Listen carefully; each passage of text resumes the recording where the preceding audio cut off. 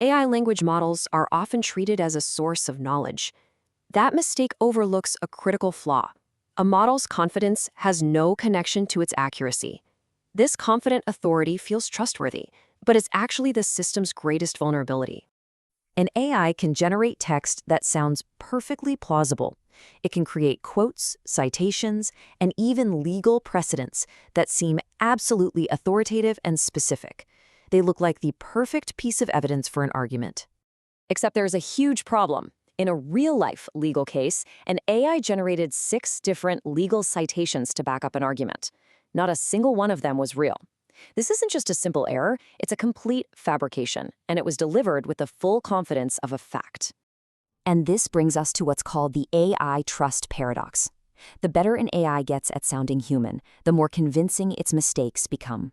Its greatest strength, its fluency, is also its most dangerous weakness, because it makes it that much harder for us to spot when it's confidently wrong. So, why does this happen in the first place? To really understand it, we have to look at the system's fundamental design. Its goal is not what most of us assume it is. This phenomenon has a name. It's called an AI hallucination. It's what happens when an AI generates an answer that's factually incorrect or even complete nonsense, but presents it as if it's the absolute truth. This distinction is really the key to the whole thing. A search engine is built to find existing information and then point you toward it. A large language model, though, is a prediction engine. Its primary job is to predict the most statistically likely next word in a sentence based on all the patterns it learned from its training data. So here's the crucial point. When a model doesn't actually have the information to answer your question, its programming pushes it to fill the gap anyway. It doesn't stop and say, I don't know.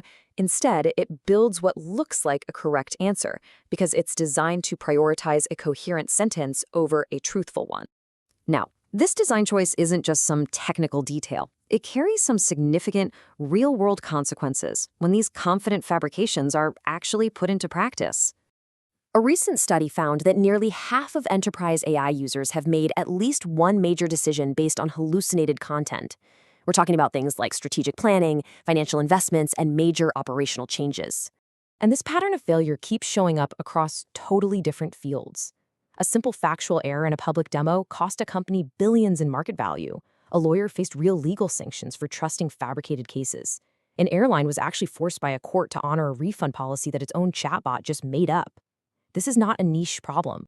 The scale is also growing pretty fast.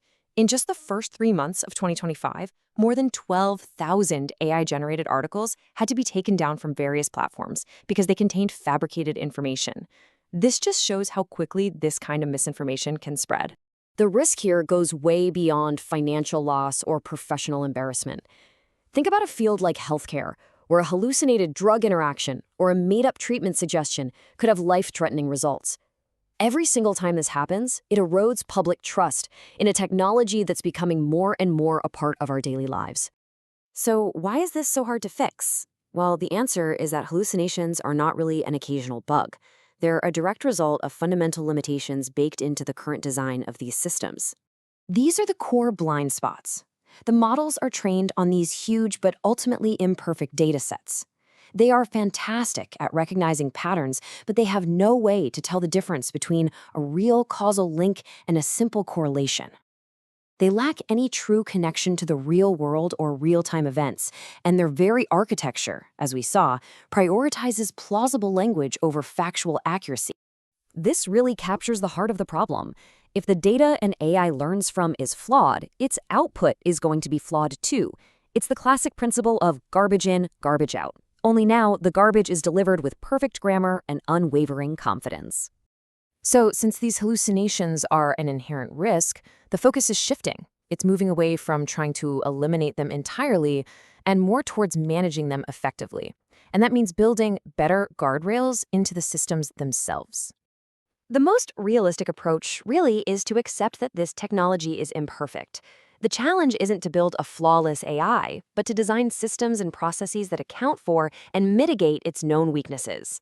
One of the most promising technical solutions is something called retrieval augmented generation, or RAG.